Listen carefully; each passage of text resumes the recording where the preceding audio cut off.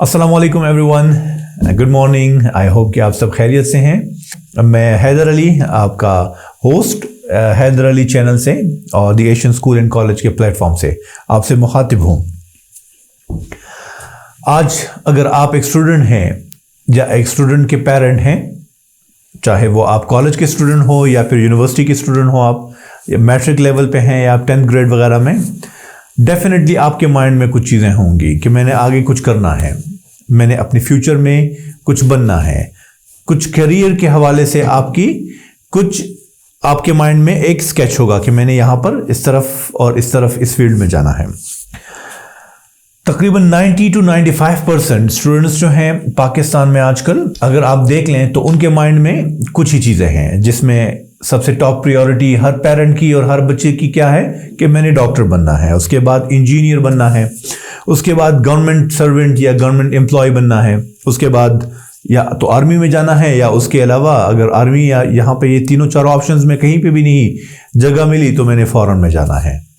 सो ये हमारी सोसाइटी की सिचुएशन है।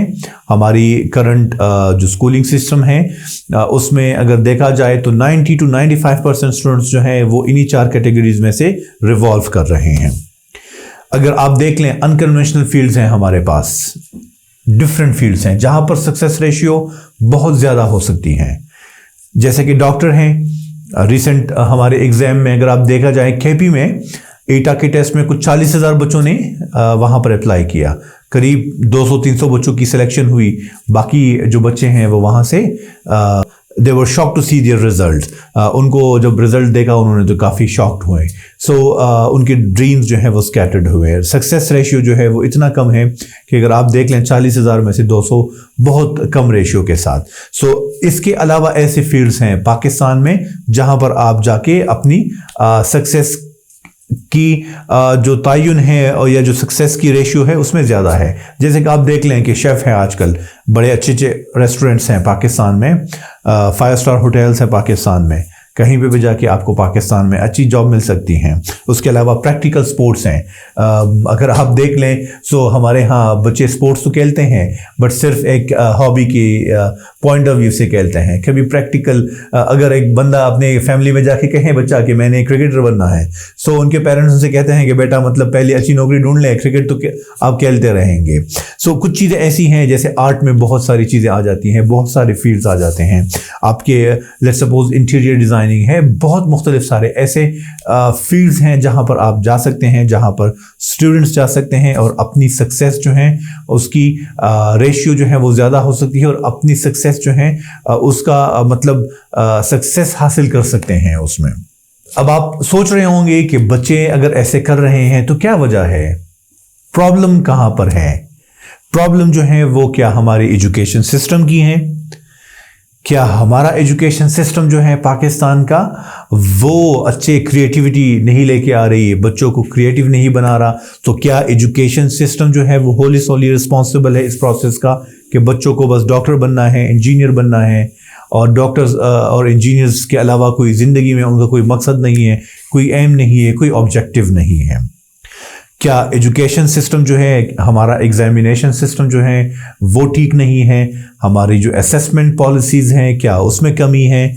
क्या जो हमारा सिलेबस है वो बच्चों को प्रिपेयर नहीं कर पा रहा इस इशू को टैकल करने के लिए? या इसके अलावा जो है पेरेंट्स रिस्पॉन्सिबल हैं? क्या पेरेंट्स मोटिवेट नहीं करते बच्चों को? क्या ये प्रॉब्लम पेरेंट्स की तरफ से है कि बच्चों को सिर्फ डॉक्टर्स और इंजीनियर्स बनना है, या फिर ये प्रॉब्लम जो है वो स्टूडेंट्स की है? क्या स्टूडेंट्स जो हैं वो इस एबल नहीं हैं कि वो सोच सकें, आउट ऑफ द बॉक्स सोच सकें, डिफरेंट सोच सकें वो कि मैंने कुछ डिफरेंट करना है? सो ये प्रॉब्लम जो है एग्जैक्टली ये प्रॉब्लम आ कहाँ से रही है, आए इस पे बात करते हैं। वीडियो में आगे जाने से पहले व्यूअर्स आप जो हैं इस चैनल को लाइक करें, सब्सक्राइब करें, शेयर करें ताकि हमें मोटिवेशन मिले और आपके लिए हम ऐसे मज़ेदार और बेहतरीन टाइप की वीडियोज़ जो हैं वो लेके आएँ, इंफॉर्मेटिव वीडियोज़ लेके आएँ। सो जैसे कि मैंने आपसे कहा कि ये इशू पेरेंट के साइड से हैं, स्कूलिंग के साइड से हैं या स्टूडेंट्स के साइड से हैं। सो व्यूअर्स, ये इशू जो है ये पूरे ओवरऑल हमारे इन्वायरमेंटल इश्यूज हैं। ये हमारा इन्वायरमेंट जो है वो बच्चे को इस सोच पे लाकर खड़ा कर देती हैं कि आपने बस इसी फील्ड में जाना है, सक्सेस रेशियो जो है वो इसमें ज़्यादा है। सबसे पहले जो इसमें हमारा रोल है कि किस चीज़ के बेस पे बच्चे ये डिसाइड करते हैं वो कौन सी चीज़ है। सो वो हमारा आ जाता है मास मीडिया। हमारा जो मास मीडिया है वो इसमें बहुत ही अहम रोल प्ले करता है। अगर सर्वे के मुताबिक एक नॉर्मल स्टूडेंट जो है या एक normal mobile phone smartphone user जो है वो 4 to 5 hours per day mobile use करता है।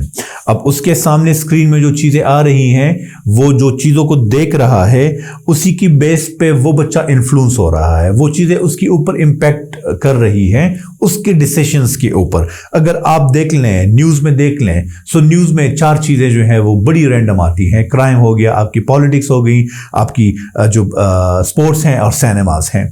इन 4 चीज़ों के अलावा न्यूज़ में और कुछ नहीं है, आपको कुछ नज़र नहीं आता, क्योंकि उनकी भी रेटिंग सिस्टम्स जो हैं वो डिपेंड करती हैं इस पूरे प्रोसेस के ऊपर।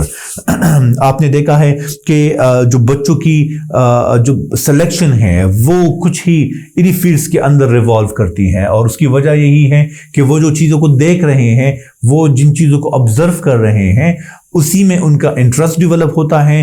वो कोशिश करते हैं कि उसी को फॉलो करें और उसी को अडॉप्ट करने की कोशिश में उनकी कंप्लीटली जो एनर्जी होती है वो उन्हीं एरियाज में चली जाती है।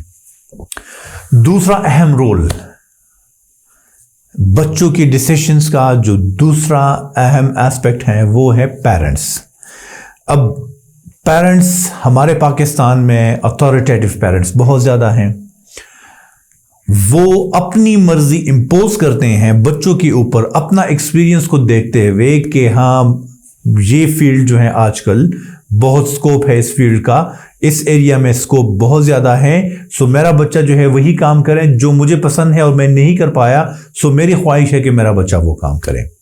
अब ज़रूरी नहीं है कि वो बच्चा उसी काम के लिए बना हो जो वो पेरेंट चाहते हैं।